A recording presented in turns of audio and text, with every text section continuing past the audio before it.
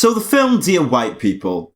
What a racist piece of shit that film is, that it's only going to encourage more racial violence. At least that's the views of a lot of YouTubers. And after watching the film, I don't really understand why. Now, don't get me wrong, I can understand why people would be a bit meh about this movie. I mean, it is called Dear White People, which does sound very race-baity, especially when you take into consideration that BuzzFeed bullshit a few months ago. And yes, the advert for the TV series that this movie has inspired does look race-baity as fuck. But the film's not like that at all. And this video is going to be about the film, so warning, spoilers, etc, etc. If you haven't seen the film, do go and watch it. It's a good film, and then come back. The film pretty much starts off with one of the main black female leads, Sam, talking on her radio show called Dear White People, which is where the movie gets its name. Pretty much the same as the trailer, which I'll be honest, when I first watched this 10 seconds, 20 seconds of the movie when this was happening, I was a bit like, shit, it's going to be every bit as bad as what I thought it was going to be. But the movie did make it abundantly clear that this was the view of one of the characters and was not the message of the movie. The message of the movie was not fuck white people. I would say we're introduced to probably 3 more black main characters throughout the film, and the first one we're introduced to is a girl called Coco, who is the mirror opposite of the main character Sam. She completely rejects the lifestyle of the hood, which is where she grows up from. She outright says, why do we blame white people for everything? And even at the very end of the film, after the main bit of drama has gone down, she still disagrees with the black student narrative at the end. Thirdly, we're introduced to this black guy called Troy, and ideologically he's probably somewhere in between Sam and Coco. He doesn't seem to be someone who thinks on it as much as these two characters. And then lastly, we've got this gay black guy called Liano. I'm dyslexic, not racist, so fuck you. Who's always the odd one out in pretty much every situation he's in. So even with just the 4 main black characters, it doesn't really have a pro-black or anti-white stance. In fact, it even critiques the black community at certain points. For example, Lionel is used as an example of homophobia within the black community. The actor Tyler James does an interview where he actually talks about the problems in the black community that his character brings to light and the backlash he's had for just playing the character. A link to that will be in the description below. The other thing which I perceive the film to be critiquing is this idea of victim culture and the problems with identity politics. For example, probably the main character Sam puts herself in a situation where she's always the victim. But, she says that if you call her an African American, that's borderline racist because you're too scared to call her black and you just want to call her nigger anyway. And during the film, she actually gets called out on this.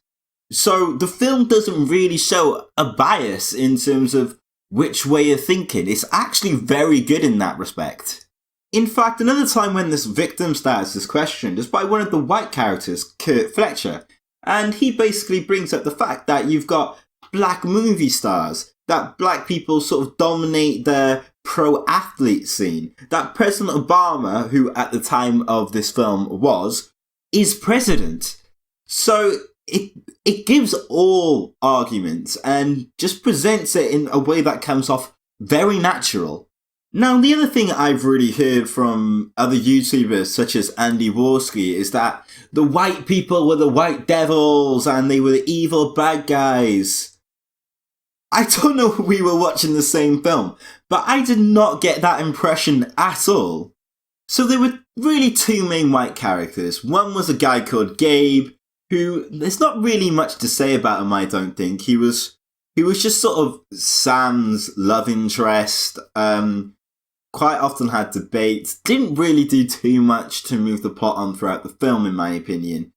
But probably the main white character, and probably the one they're referring to as, he was presented as the white devil, was Kurt Fletcher, who I mentioned earlier. Now, Kurt is this very anti-PC guy. He's also comes from a wealthy background. His dad's president of the college. And this is where really the main conflict is. It's not really between black and white. It's between anti-PC culture and this victimhood PC culture. At least that's what I see it as, whilst also trying to bring to light some legitimate issues. I mean, one issue which it brings up, which to me seems a bit of a non-issue, but I've never even seen this done before, but one issue it brings up is the fact that people like touching black people's hair because afro.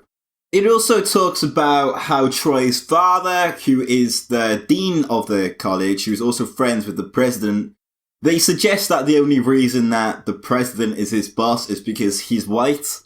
And in the film context, this is probably definitely true, but one thing I felt they were pointing towards, particularly with Troy, was that his father's trying to push what happened to him onto Troy, whilst Troy doesn't really feel like this is happening. He seems to also reject identity politics.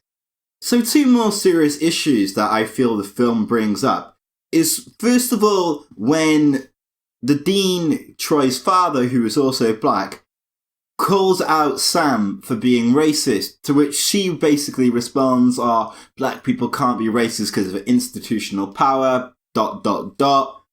which, you know, the dean just kind of looks at like, you're a fucking idiot. And the fourth real big issue that I feel the film touched upon, which I think they did very well and very subtly, was to do with Sam, because Sam is half white, and they do make it a bit more obvious towards the end of the film. But Sam is half white, so she sort of feels like she's got to pick a side. She's either got to be white or commit to being black. Another reason why I just don't think this film was trying to push a black v white agenda is because both, depending on the scene, were made to look like arseholes, and he did that very well, depending on what was going on, made one group look like the bad guy. For example, there was a time where Kurt got kicked out of for want of a better phrase, the black space, by Sam, and she wasn't made to look like this hero when she was doing it. In fact, there were a few people, including Troy, who they showed giving her disapproval looks. And at the times where the white people were being presented as the arseholes, I don't remember a single scene where they were really presented as intentionally racist. Most of the time, they weren't even presented as even being accidentally racist. They were just really presented as maybe being arseholes, inconsiderate, to a certain extent, just your very typical jock, or, you know, just your typical college guy. So the climax of the film is essentially this. There's a party being thrown by Kurt and his lot. Originally, it's meant to just be a hip-hop party, purely for the intent of pissing Sam off. However, this quickly turns into a blackface party as people turn up wearing blackface, wearing Obama masks, or just dressed up as stereotypical gangsters. The Black Student Union finds out about this, they go to the party, they trash it up to put a stop to it, the police are called, end of the night. However, it later turns out that the party was meant to be cancelled, and what actually happened was Sam had actually logged on to their Facebook page, sent out these invitations, basically telling people to dress up in blackface and wearing the stereotypical black hood type of clothing. So at the end of the film, we're really left with two arguments. One by Sam, where she's saying yes, she sent out the email. However, the students should have been disgusted by this and rejected it instead of going along with it. So, even though it's a situation that she's created, it shows a problem because people went along with it. However, Coco's argument is, well, these people, they want to be like us. They enjoy our culture. You know, they want to do this type of shit. Why are we getting so worked up on it? The film really doesn't show a bias towards any of these two arguments. It just sort of presents them and leaves them there.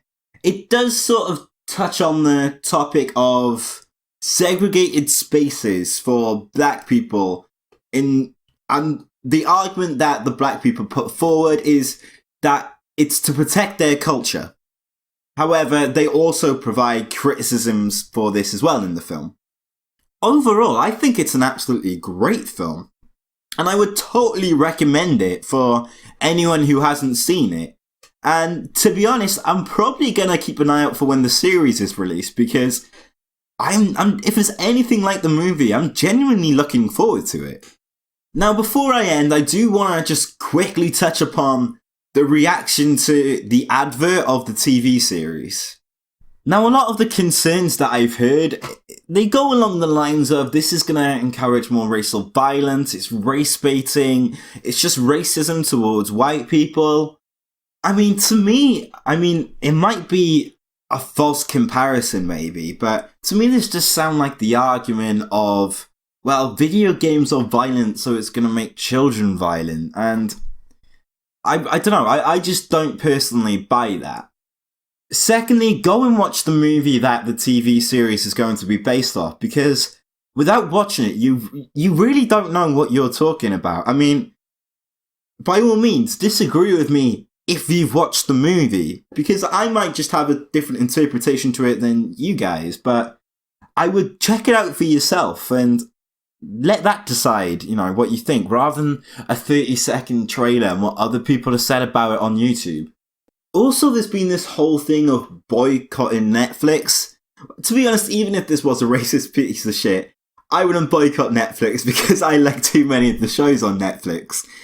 But also, I do find it funny how we criticise a lot of the progressives for boycotting things because they're having a hissy fit, they don't like it, and people on our side are doing exactly the same thing, but they're just arguing, oh, but we've got a better reason than they did. And I don't know, I think that could be maybe slightly hypocritical of some people.